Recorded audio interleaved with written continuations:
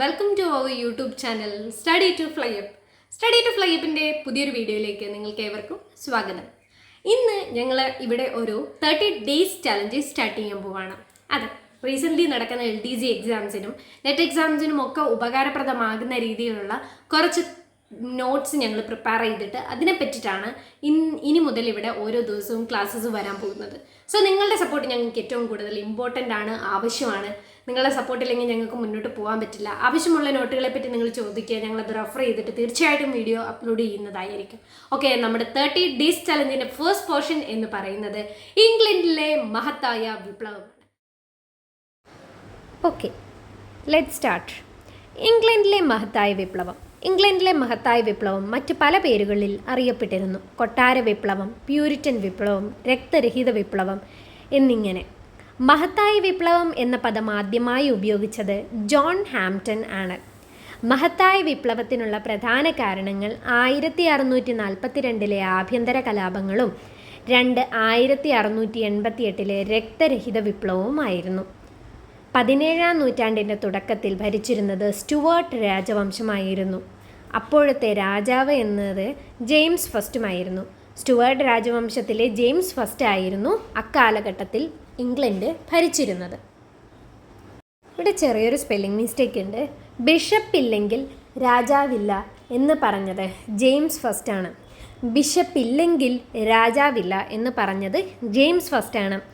ഈ കാലഘട്ടത്തിൽ രാജാവിനും പുരോഹിതനും തമ്മിൽ അഭേദ്യമായ ഒരു ബന്ധമുണ്ടായിരുന്നു. ജെയിംസ് ഫസ്റ്റിനെ തുടർന്ന് അധികാരത്തിൽ വന്നത് ചാൾസ് ഫസ്റ്റ് ആണ്. ജെയിംസ് ഫസ്റ്റിന് ശേഷം അധികാരത്തിൽ വന്നത് ചാൾസ് ഫസ്റ്റ് ആണ്. ഇവരുടെ കാലഘട്ടത്തിൽ പാർലമെൻറ്റ് ഉണ്ടായിരുന്നുവെങ്കിലും പാർലമെൻറ്റിന് നാമമാത്രമായ അധികാരം മാത്രമാണ് ഉണ്ടായിരുന്നത്. പാർലമെൻറ്റിന് വലിയ രീതിയിലുള്ള അധികാരങ്ങൾ ചാൾസ് ഫസ്റ്റിൻ്റെ കാലഘട്ടത്തിൽ ചാൾസ് ഫസ്റ്റ് കൊടുത്തിരുന്നില്ല. AD 628 പെറ്റീഷൻ ഓഫ് റൈറ്റ്സിൽ ഒപ്പുവെച്ച ഇംഗ്ലണ്ടിലെ രാജാവ് ചാൾസ് ഫസ്റ്റ് ആയിരുന്നു. പെറ്റീഷൻ ഓഫ് റൈറ്റ്സിൽ 1628 ചാൾസ് രാജാവ് ഒപ്പുവെച്ചിരുന്നുവെങ്കിലും ചില കാരണങ്ങളെ കൊണ്ട് പാർലമെൻറ്റും രാജാവും തമ്മിലുള്ള ബന്ധങ്ങൾ വളരെ മോശമായി തന്നെ തുടർന്നിരുന്നു. അതായത് രാജാവിനെ കൊണ്ട് ചില കാര്യങ്ങൾ സമ്മതിപ്പിച്ച് പാർലമെൻറ്റ് ഉണ്ടാക്കിയ ഒരു കരാറായിരുന്നു പെറ്റീഷൻ ഓഫ് റൈറ്റ്സ്. ഇത്തരത്തിൽ കരാർ ഉണ്ടാക്കിയിരുന്നു എങ്കിലും പാർലമെൻറ്റും രാജാവും തമ്മിലുള്ള ബന്ധം വളരെയധികം മോശമായിരുന്നു. ഇത്തരത്തിൽ മോശമായിരുന്നത് കൊണ്ട് തന്നെ പാർലമെൻറ്റിനെ ചാൾസ് ഫസ്റ്റ് പിരിച്ചുവിടുന്ന സന്ദർഭം പോലും ഉണ്ടായിട്ടുണ്ട്. ചാൾസ് ഫസ്റ്റ് ഇങ്ങനെ പാർലമെൻറ്റ് പിരിച്ചുവിടുകയും എന്നാൽ അതിനുശേഷം 1640 അദ്ദേഹം പാർലമെൻറ്റ് വീണ്ടും വിളിച്ചു ചേർക്കുകയും ചെയ്തു. ഈ പാർലമെൻറ്റ് ഏകദേശം 20 വർഷത്തോളം നീണ്ടുനിന്നു. 1640 വിളിച്ചു ചേർത്ത പാർലമെൻറ്റ് ഏകദേശം 20 വർഷത്തോളം നീണ്ടുനിന്നു. ഇതിനെയാണ് ലോങ് പാർലമെൻറ്റ് എന്ന് വിളിച്ചിരുന്നത്. AD 1642 ആഭ്യന്തര കലാപങ്ങൾ നടക്കുമ്പോൾ ചാൾസ് ഫസ്റ്റ് ആയിരുന്നു രാജാവ്. AD 1642 ആഭ്യന്തര കലാപങ്ങൾ നടക്കുമ്പോൾ ചാൾസ് ഫസ്റ്റ് ആയിരുന്നു രാജാവ്. ഇംഗ്ലണ്ടിൽ ആഭ്യന്തര കലാപം നടക്കുന്നത് രാജാവും പാർലമെൻറ്റും തമ്മിലായിരുന്നു. ഇംഗ്ലണ്ടിൽ അക്കാലത്ത് ആഭ്യന്തര കലാപം നടന്നിരുന്നത് രാജാവും പാർലമെൻറ്റും തമ്മിലായിരുന്നു. സ്വാഭാവികമായിട്ടും ഇവർ തമ്മിലുള്ള ബന്ധം മോശമായതിനാൽ ഇവർ തമ്മിൽ തന്നെ ആയിരുന്നു കലാപങ്ങളും നടന്നിരുന്നത്. ഈ യുദ്ധം ഏകദേശം 9 വർഷക്കാലത്തോളം നീണ്ടു നിന്നു എന്നുള്ളതും ഒരു ചരിത്രത്തിൽ കുറിക്കുന്ന കാര്യം തന്നെയാണ്. ഇംഗ്ലണ്ടിലെ ആഭ്യന്തര കലാപത്തിൽ രാജാവിന് സൈന്യമുണ്ടായിരുന്നു, എന്നാൽ പാർലമെൻറ്റിന് സൈന്യം ഉണ്ടായിരുന്നില്ല. പാർലമെൻറ്റിന് ഒരു കാലത്തും സൈന്യത്തെ നിലനിർത്താൻ അക്കാലത്ത് സാധിച്ചിരുന്നില്ല. പക്ഷേ എന്നുവരികിലും ഇംഗ്ലണ്ടിലെ ആഭ്യന്തര കലാപത്തിൽ പാർലമെൻറ്റുമായി ബന്ധപ്പെട്ട് രൂപീകരിക്കപ്പെട്ട സൈന്യമാണ് ന്യൂ മോഡൽ ആർമി. പക്ഷേ എന്നുവരികിലും ആഭ്യന്തര കലാപത്തിൽ പാർലമെൻറ്റുമായി ബന്ധപ്പെട്ട് രൂപീകരിക്കപ്പെട്ട സൈന്യമാണ് new model army. New model army നിർമ്മിച്ചത് ഒളിവർ ക്രോംവെൽ ആണ് ന്യൂ മോഡൽ ആർമി നിർമ്മിച്ചത്. പിന്നീട് ഒളിവർ ക്രോംവെൽ തന്നെ കുറേ കാലം ഏകാധിപത്യ ഭരണം നടത്തി. കണക്കിൽ പറയുകയാണെങ്കിൽ ജെയിംസ് ഫസ്റ്റ് ആയിരുന്നു ആദ്യത്തെ രാജാവ്. ജെയിംസ് ഫസ്റ്റിന് ശേഷം ചാൾസ് ഫസ്റ്റ് രാജാവായി. ചാൾസ് ഫസ്റ്റും പാർലമെൻറ്റും തമ്മിലുള്ള ആഭ്യന്തര യുദ്ധങ്ങൾ നടക്കുന്നതിന് ശേഷം ഒളിവർ ക്രോംവെല്ലിൻ്റെ നേതൃത്വത്തിൽ ന്യൂ മോഡൽ ആർമി ഉണ്ടാവുകയും ന്യൂ മോഡൽ ആർമിയുടെ നേതൃത്വത്തിലുള്ള ഒളിവർ ക്രോംവെല്ല് പിന്നീട് അധികാരത്തിൽ വരികയും ചെയ്തു. അദ്ദേഹം കുറേ കാലം ഏകാധിപത്യ ഭരണം നടത്തി. എന്നാൽ ഇദ്ദേഹത്തിൻ്റെ മരണശേഷം പാർലമെൻറ്റ് ചാൾസ് ഫസ്റ്റിൻ്റെ മകനായ ചാൾസ് സെക്കൻഡിനെ അധികാരത്തിൽ കൊണ്ടുവന്നു. എന്നാൽ ഇദ്ദേഹത്തിൻ്റെ മരണശേഷം ചാൾസ് ഫസ്റ്റിൻ്റെ മകനായ ചാൾസ് സെക്കൻഡിനെ അധികാരത്തിൽ കൊണ്ടുവന്നു. ചാൾസ് സെക്കൻഡ് ഇംഗ്ലണ്ട് കണ്ട ഏറ്റവും നല്ല ഒരു മികച്ച ഭരണാധികാരിയായിരുന്നു. ചാൾസ് സെക്കൻഡ് ഏറ്റവും നല്ല ഒരു മികച്ച ഭരണാധികാരിയായാണ് കണക്കാക്കപ്പെട്ടിരുന്നത്. ചാൾസ് സെക്കൻഡിന് ശേഷം അദ്ദേഹത്തിൻ്റെ മകനായ ജെയിംസ് സെക്കൻഡ് അധികാരത്തിൽ വന്നു. ചാൾസ് സെക്കൻഡിന് ശേഷം അദ്ദേഹത്തിൻ്റെ മകനായ ജെയിംസ് സെക്കൻഡ് അധികാരത്തിൽ വന്നു. അപ്പോൾ ഒന്നും കൂടി പറയാം. ആദ്യത്തെ രാജാവായി കണക്കാക്കുന്നത് തുടക്കത്തിലെ രാജാവായി കണക്കാക്കുന്നത് ജെയിംസ് ഫസ്റ്റ്, അതിനുശേഷം ചാൾസ് ഫസ്റ്റിന് ശേഷം ന്യൂ മോഡൽ ആർമിയുടെ നേതാവായ ഒളിവർ ക്രോംവെൽ അധികാരത്തിൽ വന്നു. അതിനുശേഷം ഒളിവർ ക്രോംവെല്ലിന് ശേഷം ചാൾസ് സെക്കൻഡ് അധികാരത്തിൽ വന്നു. ചാൾസ് സെക്കൻഡിന് ശേഷം ജെയിംസ് സെക്കൻഡ് അധികാരത്തിൽ വന്നു.